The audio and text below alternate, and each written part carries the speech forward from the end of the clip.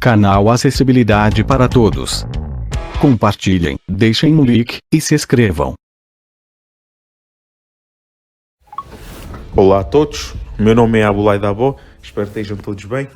Hoje iremos falar daquilo que foi a semana desportiva a nível do futebol, principalmente do futebol europeu, que houve muitos jogos esta semana, como muita gente deve saber, de Liga dos Campeões e de Liga Europa, entre terça, quarta, quinta e sexta, entre terça, quarta e quinta, aliás, e até jogos da Liga Conferência.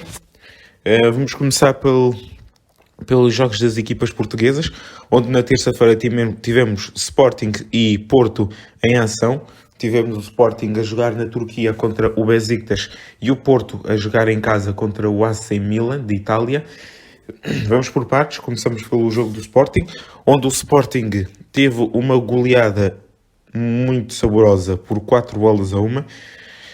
Eu não estaria à espera, sinceramente, que o Sporting fosse ganhar 4-1 a um estádio onde há muitos adeptos a puxarem pela equipa que joga em casa, como é a Turquia, onde os adeptos são muito loucos e criam o ambiente que normalmente costuma ser difícil para as equipas portuguesas e não só, para várias equipas que por lá passam. Mas dizer que o Sporting fez um jogo muito competentíssimo.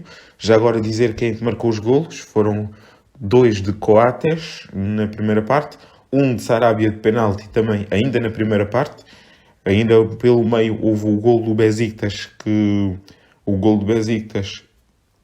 que na altura empatou a partida, e antes do intervalo ainda houve um golo que foi anulado ao Besiktas também, que era o 3-2, e acabaria o Sporting por ir a vencer 3-1 ao intervalo, e depois, bem perto do fim, Paulinho aos 89 minutos, uma coisa assim, acabou por sentenciar a partida e fazendo o quarto golo para a equipa portuguesa.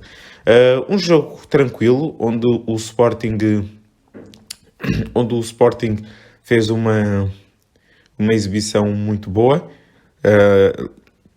Muito embora estamos a falar do Besiktas, não estamos a falar do Bayern Munique, já lá vamos.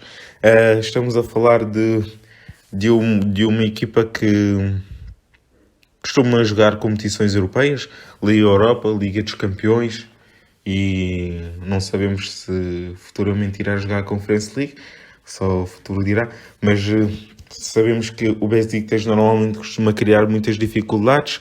É verdade que eles são em último com 0 pontos, sem qualquer vitória até o momento no grupo do Sporting, mas de facto eles têm uma boa equipa, têm um conjunto de individualidades que são bons, têm o Michy Batshuayi, têm o Pjanic, por exemplo, duas das grandes contratações que eles fizeram esta época, mas de facto, de resto, eles têm até bons jogadores, portanto, a vitória do Sporting não é mérito do Sporting, sem tirar qualquer mérito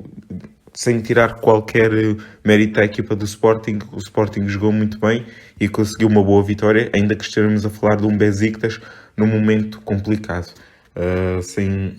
Num momento complicado nas competições europeias, bem entendido. Sendo que estaremos a falar do campeão turco. Convém não esquecer que o Besiktas o ano passado foi campeão.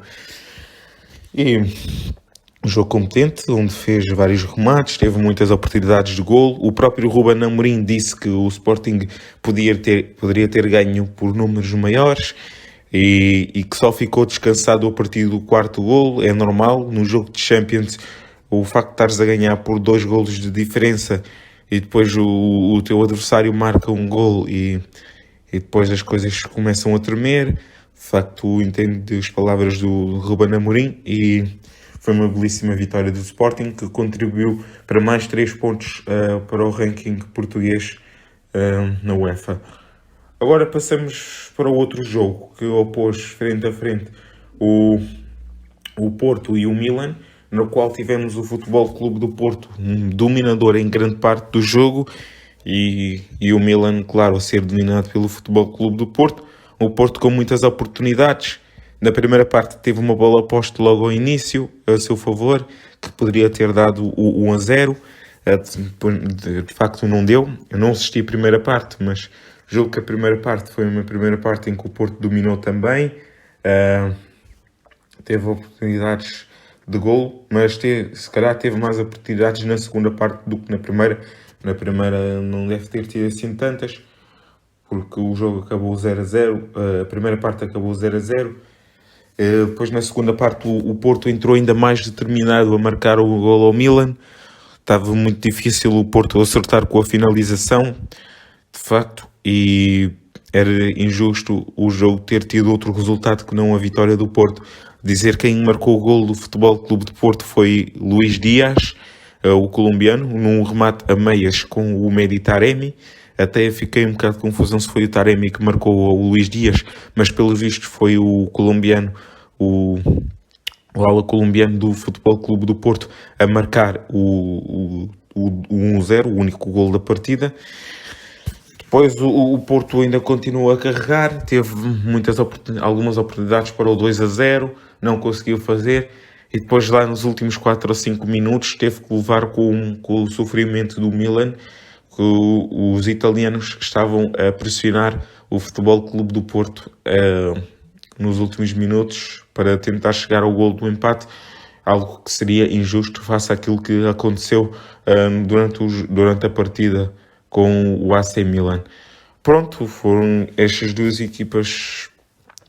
Já fizemos o resumo destes jogos destas duas equipas.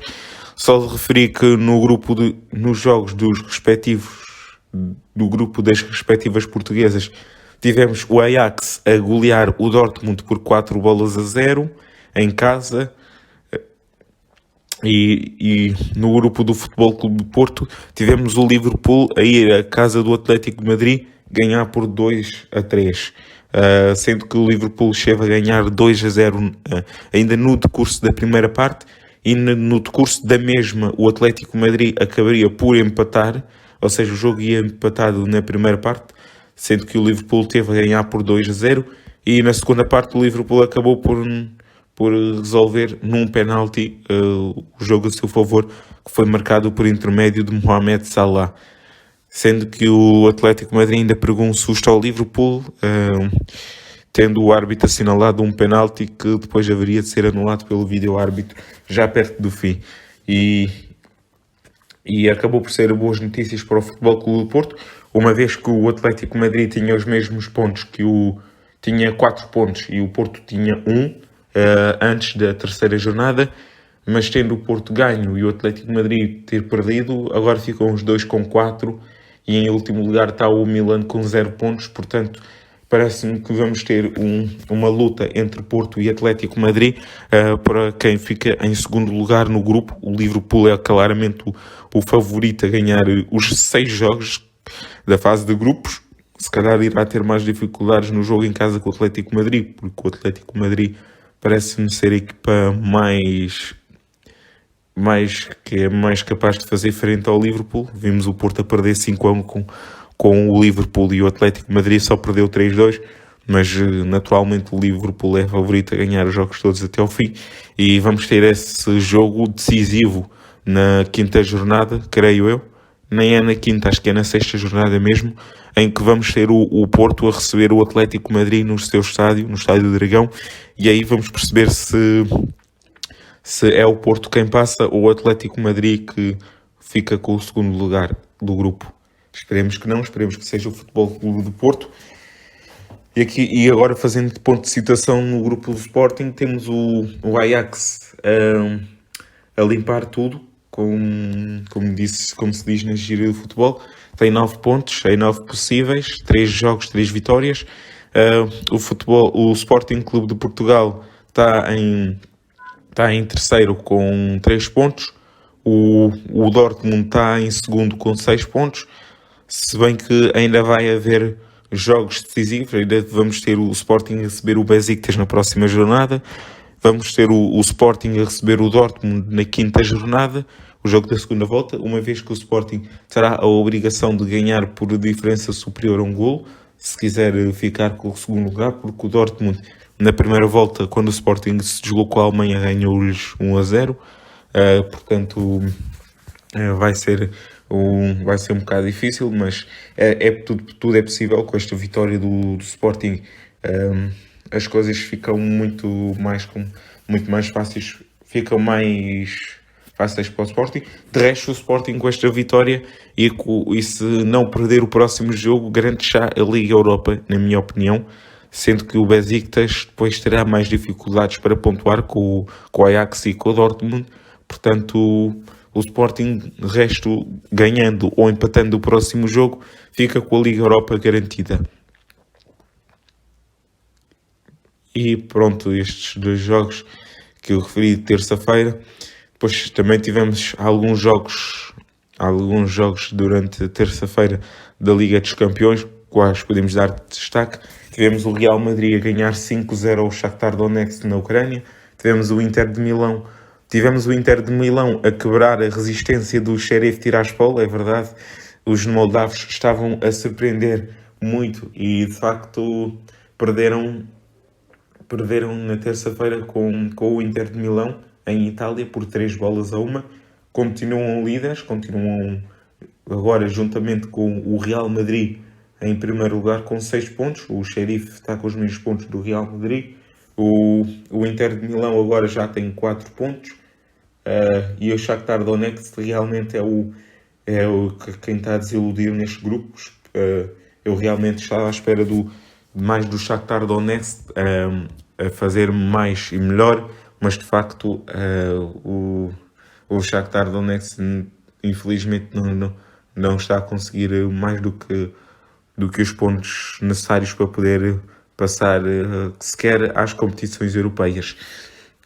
E depois também tivemos outros resultados que eu agora acho que não me recordo muito bem. Se calhar passamos já para quarta-feira e depois para o jogo do Benfica com o Bayern Munique e depois atualizei melhor os resultados da terça-feira. Outra equipa portuguesa que entrou em campo, o Benfica, entrou já na quarta-feira no jogo do grupo B contra